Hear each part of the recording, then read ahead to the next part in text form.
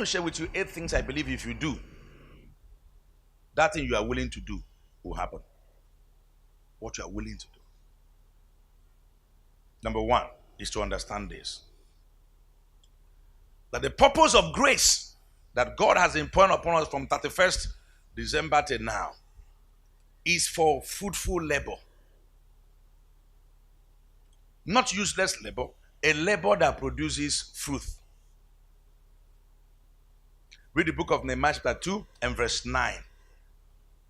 Nehemiah speaking there. He says, and because of the gracious hand of the Lord that was on me, the king granted me my request.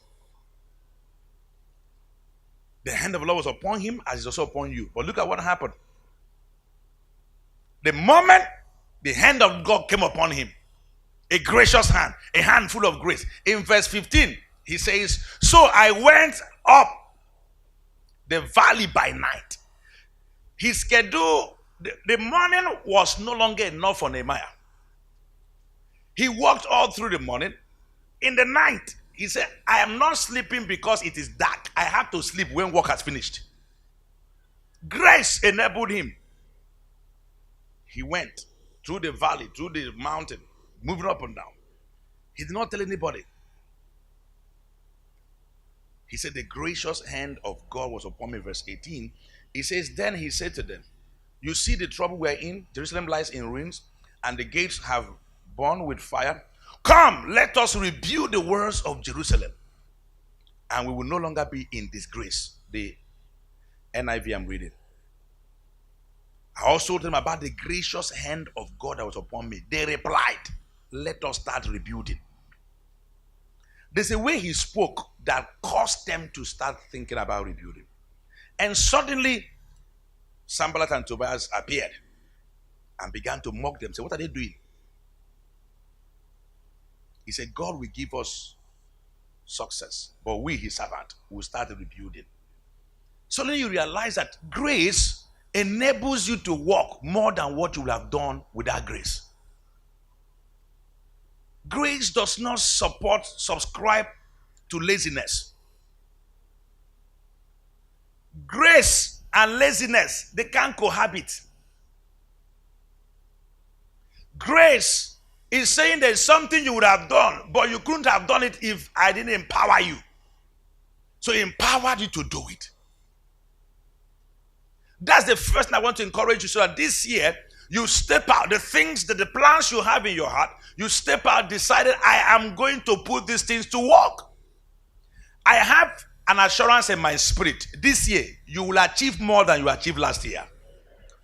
You will achieve more because the grace that is poured and you are understanding that grace is for you to walk will make a mighty difference.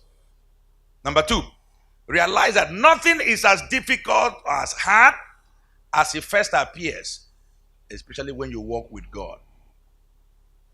When you walk with God, nothing. Sometimes things seem as though they are very difficult.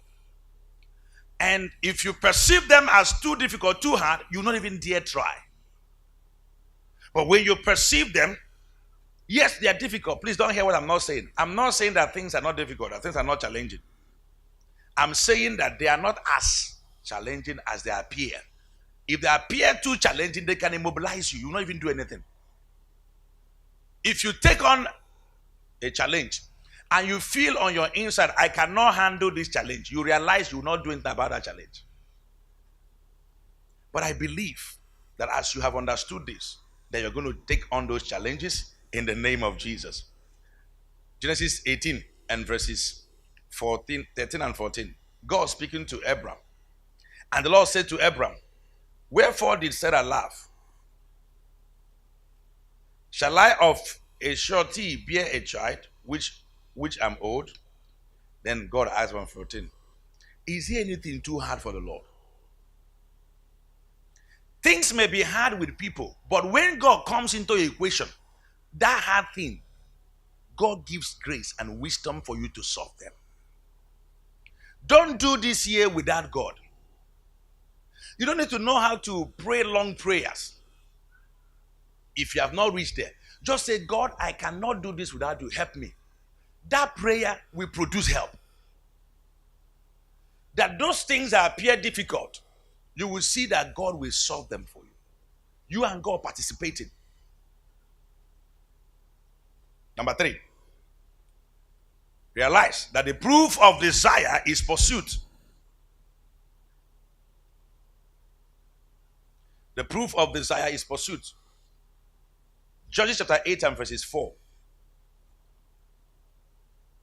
Read a very powerful story. Judges 8 verses 4. The King James Version says, and Gideon came to Jordan and passed over, he and 300 men that were with him, fed yet pursuing.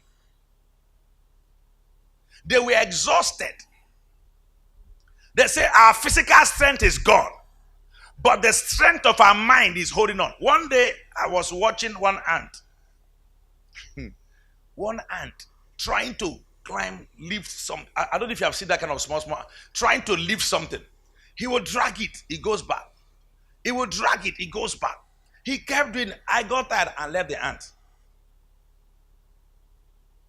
So one day we're doing devotional, and we'll rent in one devotional notes that we're using that ants don't sleep. So the Bible says, go to the ant and learn. I think that's why ants are not fat.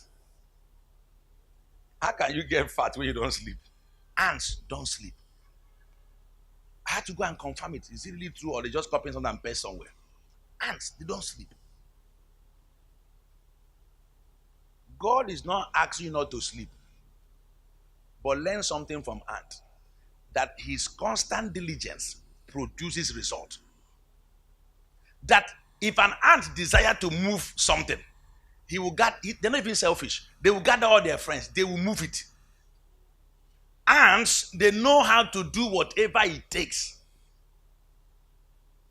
to make things happen. He said, yet pursuing, faint. A fainting man or a fainted man, should he be pursuing? No. He should give up. He should say, I quit.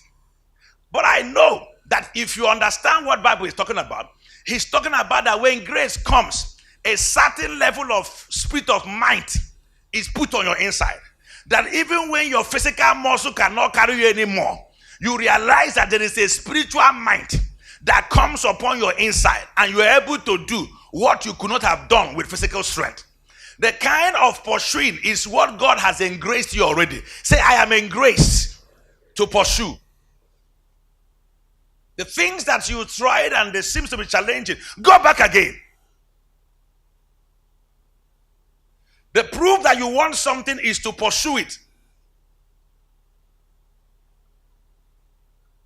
See, people that hustle, they get the best things. But those that relax, they get leftovers. Help me ask your neighbor, are you hustling?